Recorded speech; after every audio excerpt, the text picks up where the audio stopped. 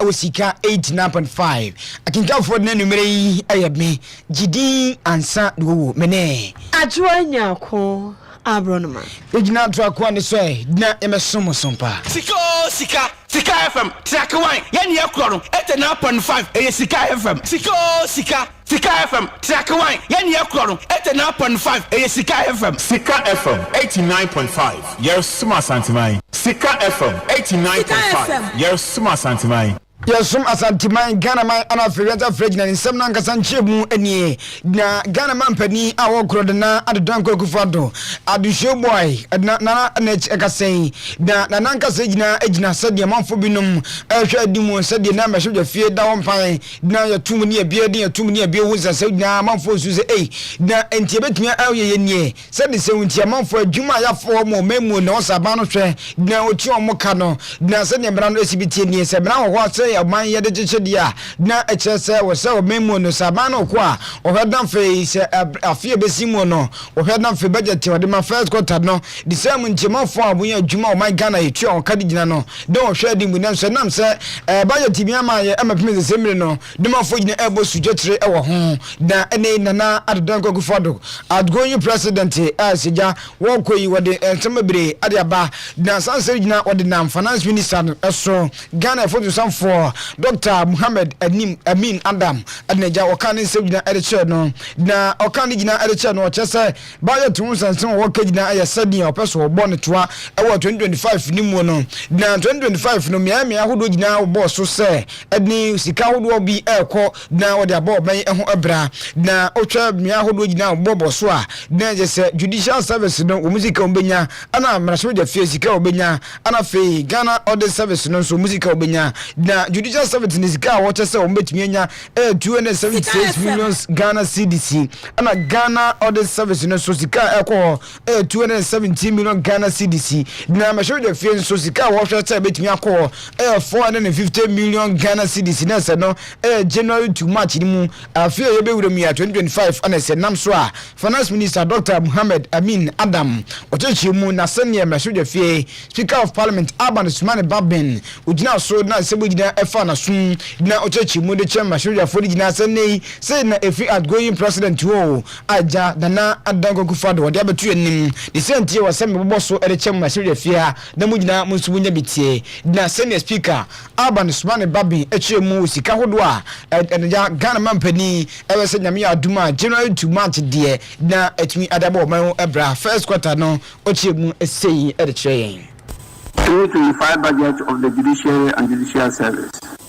In accordance with Article 1793 of the Constitution, the Chief Justice, Mrs. Justice Gertrude Saki Tokono, by letter dated 21st October 2024, submitted to me the 2025 budget estimates of the Judiciary and the Judicial Service. Under Article 1794 and 5, I am required to lay before Parliament the budget estimates of the Judiciary and the Judicial Service of any recommendations that government may have on them. Accordingly, I submit herewith the budget estimates of the Judiciary and the Judicial Service for the first quarter of the 2025 financial year as summarized below.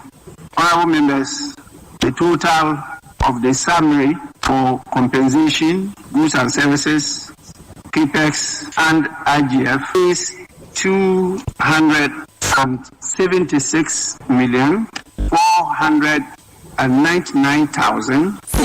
276,499,903. I would be grateful if you could call these estimates of the Judiciary and Judicial Service to be laid before Parliament. I count on your usual cooperation. Yours sincerely, Nana Adodankwa Akufo-Addo.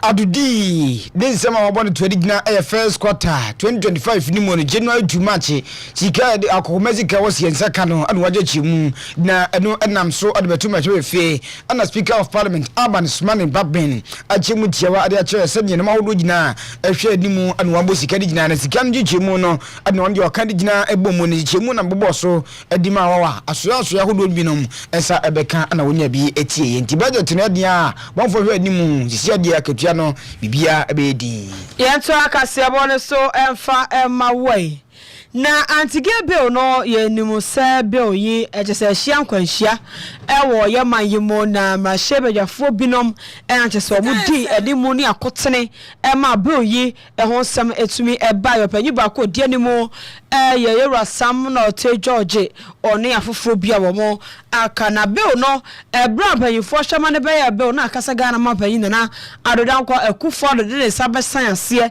na eno atumi aba be ye law na nso so ensem bi anaso owura bi a wo ye ensem ni a ode the last guy woni mame Amanda Odoy wo mo eyinkofo bi ekọ mo ho tabiri bill yi de kojina Supreme Court se be ya court nhwe na wo fa ne santo bill ne so na we am panye atumi ansan ama no aba be ye mra na ene de na Supreme Court ekọ wa setena na asetena ne mo justice panyi a wo tena mu Justice Lovelace Avril Johnson wono na kyerese wo tena mu a wo di asem no enai petition no a eda wo mo animu no na wɔkyerɛ petition no amode eba ye no kyerɛ sɛ na void de sɛ suo nim hwenim wɔ hagi tumba bia enye yie na eno tenam so ama court no kyerɛ sɛ sa petition no a owura the last guy any grofobia e kan ho de ekoto Supreme Court no say dia wabo ato ego na Justice Lovelace Johnson ochechiremu yentie no. The judgments of the court is unanimous. Upon hearing the parties orally and on considering the arguments as contained in their statements, we come to the unanimous decision that the plaintiff's writ does not properly invoke the exclusive jurisdiction of this court. We are of the view that the subject of the litigation being a bill still undergoing the process of becoming law in accordance with the provisions fully set out in the Constitution, it will be premature for this court to exercise its interpretive and enforcement jurisdiction to intervene. Consequently, we think that the action fails. It is accordingly dismissed. Reasons will be available in the registry by close of day on Friday. As a court, please, it's my lord. Any ayeti Justice Lovelace Johnson wono na chese wa bechirim tiawa de achoye no achi na lawyer wo kogina mu de ema Richard Pakosi Abeidu ono nso so ne semtwefo kasaye intina. Bear in mind that it was a 7-member panel. That's one thing we must bear in mind. A 7-member panel, and going for a review will mean an additional judges. And the question we should ask ourselves is, would that make any difference? So we are yet to advise ourselves on it. Lead me not into temptation.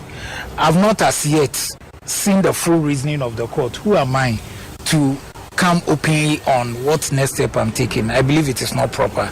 So please, let's all abide with the timetable of the court. They say latest by this Friday we'll have the full ruling. You may recall that we filed an application for interlocutory injunction together with our rates, and the Supreme Court indicated that its ruling on that application will be determined together with the rates. We have not as yet seen their pronouncement on that. So please, based upon the content of the judgment, we will know the next step to take. For now, we are not in the position to tell us what next we are doing. I'm very limited. Any ayeti lawyer Kojina Richard Pakosi Abeidu na muni ete se wono nso so is watching them. So court wa kan wi on the dia no woka court no so nkodu fiada de no the details nyina about we twa fiada no ene ete so chem dia che no achi na Dr. Ernest Ako wono so oye counsel de ma Dr. Amanda Odoy wono so no ka ho bie wono so kire de atemu we said yes ya bai omo next line in action intino. Well, we disagree with the court decision. We respect the decision they have given, but we disagree with it. We are yet to have the full record, which the court has indicated it to produce on Friday. So when we get it, we'll study it and we'll know our next line of action. So for now, we aren't saying much.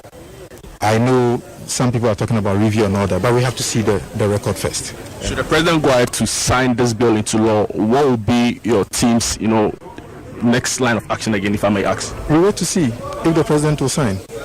But the record, like I said, is yet to come out on Friday. And so when we have the record and we consult with our clients, then we'll see the next line of action. And before then, anything can happen. So yes, the decision of the Supreme Court is final, but this is not final. There is another leg of finality to go. There's a review jurisdiction of the Supreme Court, which is available to us if we want to use it. And so it's not final yet. It doesn't matter. There have been instances where there have been a 5-0 and an appeal. On review, it has been overturned. So anything can happen. And we have to... that's a review. So we wait to see. So it depends on what is in there in the judgment. And then we can advise ourselves. And Dr. Ernest Akono.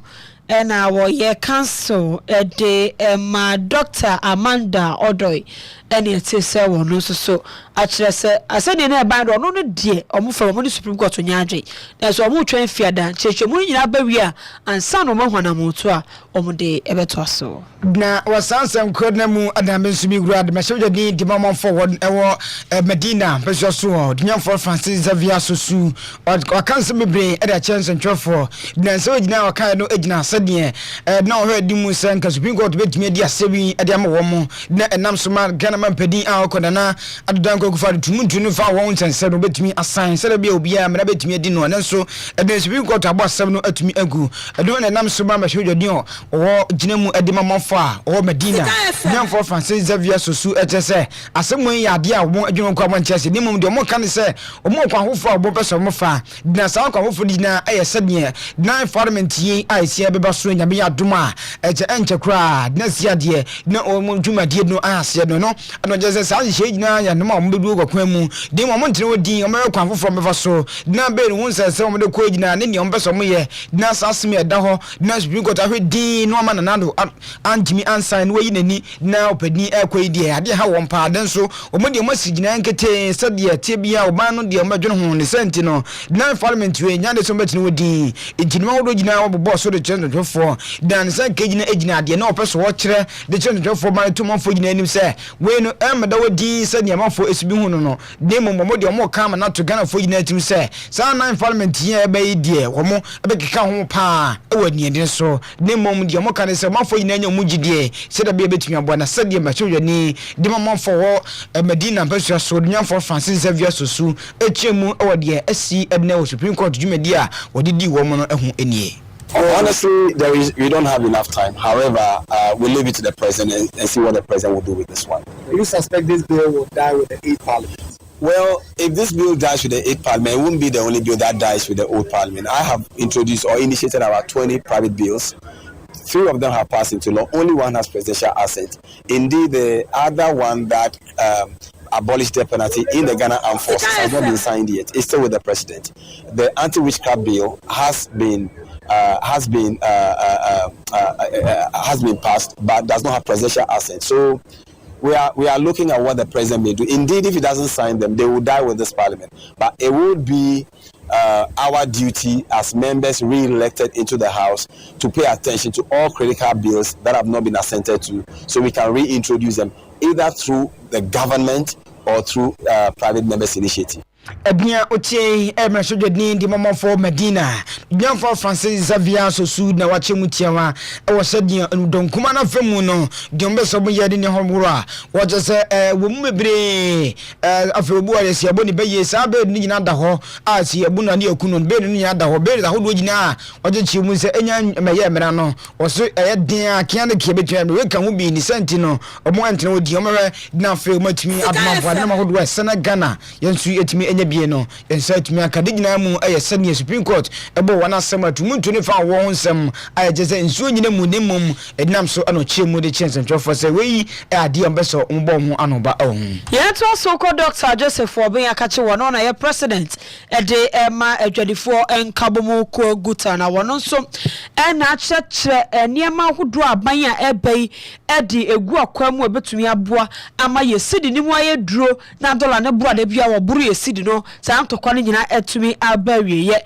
Ora Dr. Joseph Obey HRS aban no was washa na HRS nkrofo wo adwembe brave bone fa dollar no ho na dollar no de bia na esidi de magu aso dollar no mo so hwe na sansam kan nyina etumi eto atwa na boa ma dollar ni so nya hode no ogina brane na watimi ne sidi no anase esidi ni nya brane mom na on dollar no so eni akoche se Ghana fo wo president elect Sarah John Dramani Mahama ye wonu mugidie pa na ntuonya niema ye nemmoa na ye man ye economy na agego no eniema nyina so entimi enkoye. There will be positive speculation. So, yet me manage monetary speculation around the dollar. And all by itself. You see a good one now. You want ever on my penny fufu. Apply a positive indicator. So, yet me manage a new year. Amount when you receive the name price. Oh, about who flabber into a better to nearby you. 2% and yet effect that was speculation. And see, come out. You bet me the the problem no say be a structure. The problem no a structure. Now structure no and I see now you find out what is the structure about the depreciation, constant depreciation of the city. And then the foreign dominance of our economy. That's all my opinion can. And now when the EDR which I said I want Dodona Adi Jumano Kika. If you shut down your mouth, yet me return your foreign direct investors via Wukovia. And the juiciest part of the economy is to say oil, and gas, and bauxite, gold, Diamond, Womana, Womotefan, and Soprawu. It was a Ubesha, Yabia, your balance of trade surplus. For the past 5 years in Nano, your balance of trade surplus. It's not you're not my yard, you come and on the phone, and go for $8 every more that you dollar. There's $1, and what, and make you up on the Muna Yayibuno. You can't say your balance of trade support because foreigners say it's got a company, the American company, Wabukotoa, say it's coming an idiot, you want my Ghana, Wobia. You need to what they are called. I'm here, the above what they will say, yeah, small 2 weeks, but cannot return it and must be no. And that they are because Yana because yes, of course, yes, I will hold it your big retention policy be back out say, oh, 2 minutes to be out. Will be retaining about 30% of my Ghana. Now would be with 70% and apple. They tell the class to me, I'm not saying, and the same year, you may now foreign investors know what all your near university can be here investing about 30%, 40% in those industries as a national policy. Already, unless I will be scanning bar, as also with your woman, unless it's scanning now and sample. Dr. Joseph for being good president and it is what also HMU. Kaya would do a buy a very fast one. Ebeboa ama sidi na gina brane economy no so aye na yebna abato mu ensemu na disia de abato ya to we de den so parliamentary no mia hodo bebre ho abenti wasi aziti ho de senti manfo bebedu a omo anim so mo ye masoja fo so mo de senti konkon ho na mia bebre no a asi sa no na benti wasi ada abato ni mo manfo so omo na di nkunim ebi so obi na medi nkuru so mi na medi nkuru de senti no na amane bomu no mia mi ho a just atimi akọ na ohwe de esi enu ada ewo Koshiman cluster of schools so na se do ahobete pa se school dan e wo ho dan fe ye de balo bi person balo boss ahodo gina akugo dan fe di pa moni bi akọ twa eja atumo ni senti no enam so ma electoral commission man fo busas na abase ne de pa na mba ye de afasa de di senti ena mo chemu de Ghana fo gina se o man fo gina enya gidie na kwa ahodo mbeso mo ye ne de me bere e ho de mo kwa afofra wo mo ebehwa so na fe wana hwe na bato no nsu aso de koba ya nipa wodi nkunim won atumi adikira de ama wo mo na de koso gina ne se ablikuma no fa bato meja so parliamentary no ana mo just say wodi gina ka ho bi ne senti no de esi nam so manfo a wodi o ablikuma no fa bato meja so na parliamentary city lesin ya koso na hwe animu den so eja ekọ ho no sa de wagina no o mo se mo kwafofra o mo fa so na ne koba gina ayedwumede sonko a na Ghana Center for Democratic Development CDD wo mo ahye dwumade adnaja ensem hodo gina pepie fa kemam kan bi ni kwan hodo ampempi do mo hwe na omemu se yekoye abato ntwaso bia no mo hwe hunu se ebia bia bebanie ekosei anase bani sei edno na director opedi ba ko odun okoleto commission director for training as okoleto commission Dr. Sribu Kweiku odun akire se adiwe no omaboma no ba pa na mo de hye so nkokora gu akwam e no kwan hodo a Mvaso na fa ba no oba ehun zuzusaso na sa kwan no enkoye se ahinti no ebi omunim de number hodo a nipa we enyaye adna se party B party A enyaye ne senti no parties hodo gina a mon parliamentary candidate ginaye no obunye din na fa mo hwe wo bo na mo de mo hwe na de sem ne fata bia omusa ahye de so nya ahye nyina emu wo na bem omo no ma hodo gina mu de gu akwam na kwan hodo a won edigu akwam no kan bi e de change draft form na kwa sa adwuma de we Ghana Center for Democratic Development CDD ese media no omo eba ase no waje chimu se de CDD fo gina ye no omo kam na to mutim se ade we no ana omo pese omo ye Dr. Sribu Kweiku echemu ewa de monto no gina si a isi no atumi etu edafa edan hodo a wo ho a ehye ye ne mom wajapade te se ballot paper no print ni na ehye ye no wachemu okwan boso mo digu akwan. The ballot boxes have been bent, but as I said, we have results in other forms. So once we are able to gather the results from the other forms, once they are complete, we can recollect. You should not be worried about that. My point is that we should not set the precedent that somebody can truncate the process. Because if it becomes that, then the survival of the fittest, the one who can bully his way or her way becomes the winner. But I don't think we should get there. So we should not accept any form. If that is the decision of the voter, it should be upheld. So we should do anything that will uphold the decision of the voter, not technicalities. Ednia Otie Dr. Sribu Kweiku na wote dinkan uko electoral commission director of training adwaje chimu wajinesie ne muntu no se yiri gina no betun da babontinti mum di wakanye omo kwanfofora betun bo asede be ya nkofa se omu kan ya na obi nso asafa kire akoya din ense ne ne fata de se gina ya sundue hu ana okire edwachi ana osate chinsema godo gina ewo jasehye baayen adwaje se no mebiri ewo a wahwe hunu ewo babonsemu asa wo fom pa Samba bon sebudina ewo fom ewo se to abato no ewieye edi abato no achi na de hu ye nche o kasa semu no o che mu sei e de che. Because if you don't have the security, no matter how well you prepare for it, you to come to naught. Only this command themselves are being dissolved till Africa. And then I was thinking that now no part of the collective process because they can come in at any time. The commission had wanted to give them today to have a look if they can recollect. We brought to the entity. Sikka FM. That they can afford the safety of the process. And I just think so. What are we now? And I don't think collating the results well the results from the police should be something that we should be fighting over. So we all need to think around it. Ednia Otie Dr. Sribu Kweiku Oko Electoral Commission Nesodo ene director of training ana oje chibuti wade ma ese de ko baye ni gina ya hobo musem ese de ma bibire ho a na o kan de a che se ade hadwe pa abatu animu ene se ato abatu awie ase bibia abatu ma bia ye din e wo mu no oje se ababo nse no ade hadwe nti mo hwe dan ababo nse no bia e ma ne homne so de ntim mo we e ya so ya o kan de a che mo se mo ha mo mo nse de mo ninya dene te betu amboyen pa abrosi fonsa ka owura bi na owura yi didi nya meto dwa na boni awaye ne se nenai wo mashe bejafie babia ya na omode ho aye kapakia wo mo ere wo mashen ekosisi no ene ne wo nka bi hye mo behu asa ujafo wo kura dadie bi na ne gigam enkrofo win screen car no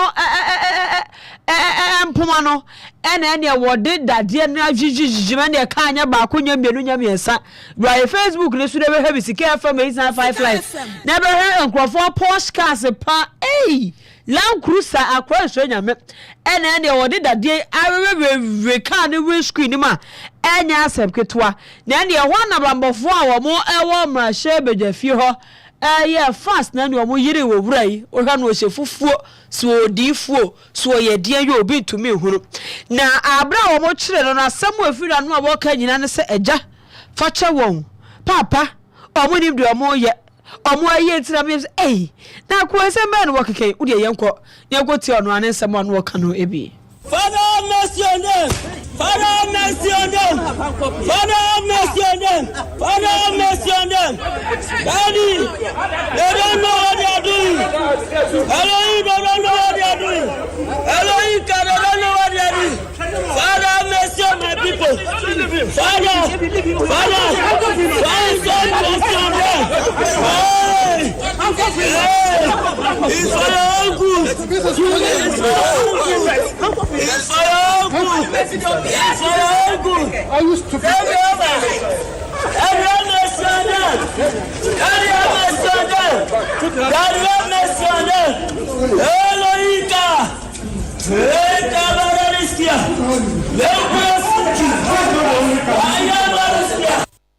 And yeah, Tonsu for an amu. At the for UTB was a father. Have mercy on them. That's a radi who are mobile. Now, them on my seven your phone, a radi who are mobile, and also one agent. And we was it is for your own good. When it's a care run there for the own good one, as I mean, a catcher to be about them. Did you know if I have say, cut off one? The father Obi Land Cruiser. Wouldn't Land Cruiser boy. I'm going for bringing a sour menu. No, I got to see you go do no, your father have mercy on them. They say, John, because you want to toss a crowd watch for Obi about them. What time, Barbara? Yami, they were woman, you. Yame. 18 Mrashebejafie or Shefu and Nasi Chai. And I just what they call you. Hey, you're ready. Father. Have mercy on them. Have mercy on them. Daddy. No, Daddy. Well, go grandma just say who say you. When you used to kiss your bonus in your sow. When you should be a corner some phone road. We are positive for catching to a walk away. No, I have mercy. Parliament pass security phobia, demot me. There be also Douglas. A hono.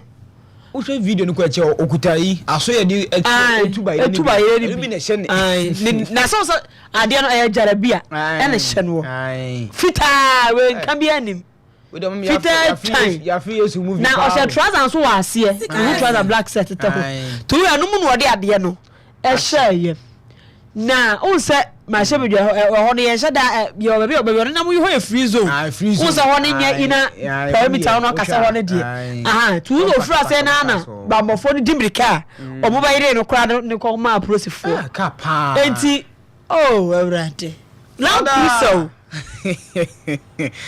asem matien kanchen ko fo we enya de e wo se yesuso so kra ko ka bia nti se na so bidwafo na ye munti ati prosifo afa no yi wo so mu ye munti wo ka kire wo mo a no mo so ba ka kire ko bi enti a for how good Father who Land Cruiser bo have mercy on them anan wo yi wa fa mo no ane ho hey yado we dey se de Douglas yesu ni mu ye yesu se mfa yesu di mbem onye yesu di ni wo bo ho se nyame de na me ke wo huna ma no obi aboda ma wo afa ba abro ampa agidifue ye nyame anti yesu de wa prosifo akache hey mubusa na no asem no ka fada eno ano beka ha mercy on them le ho wi a asem wo achechire na didi ni ba yanke ye pa munya fa ndi ni but omonko se video aba idie social media omo tutu no srani abasa enu chare na ne hu bibia aba bonte wa modern pen na say bia fe no freedom na na wo bi Land Cruiser black ka de bia bo mpa ya me hu bi da ya mu enye ize obenya bi me dream car obenya bi dream car ni ase no what to me de ode bia Facebook na be hwe wa pe ni be ha de na share obi wo hwe se ni was bia set ade no a ahomete pa ya soro nko akwa ndo de chia Esi entina we sena fe de no esi kase bodi gina ye de si e wa ha Sikka 89.5 udem bi anu ahye e de man kinkan fo na numere e me gidi ansa no we de gidi ne ajo ya ko abroad ma we ya kwase edi na kwa na jere ko ndi we nya di am pe ni ese cartons ai mukra ko fa ma de community so bodi bla frusa bo aye be kan so ahye me kan ya o kama ko 9 wa bodam ai kama ko 9 ebi say sisi other side so free ya no ba Sikka FM no nen so ben mutu parliament mu ma bie ne ba cho eno no nya reason na say kofa ade ko so ko papa obi dan wunim ka abo asebo aja yako wo bika ma bre me ko na me dwen ho kra ma yala okay Asia ha ana de bre ni na asie yesem fo pani of lasa ko jabo akra 95 years on kitap mo no so no kra jin e de man yen na fe ofo TV manager ai da zero nyeyize isi anchako already ni chechirechie e beba so nyam ya no 2025 me na me best man enya asam kotwa ye bibia kama ye masaya MC ataka ho nti enya asam kotwa sister be manana ai odu nya ketwa na be man ah me dimi nya ketwa no the farmer nti ye masaya MC sa aka ho nti nyeyize na machia the Heart Smiles Orphanage nyankafie Mr. Owusu Douglas Sikka FM nyankafie ani yakoma so akropon best manager akasa nyize wura nyankafie wa o abotra akasa o hwenkura no nya dajo ne ho kani madam Louisa adwuma mo bon ho nyangro nti ye chia mo pa wa adwuma so amobo ho the Heart Smiles Orphanage nyankafie children so man so akropon se afi we de yesere mo a kakrebe benya bia obi amfamra na emfama so emofra no asene Mr. Owusu Douglas anafo ni CEO Mrs. Bonsu Mrs. Bonsu nyeyize omunyina obisia technician papa nyeyize DJ Yazo ni moto no oton nti wa betumi ato nyeyize moto no so teso nti ye ton moto no moto no ebeto DJ Yazo watwa me kwarat ene wa se bibia ko fedu ko tu se ye dem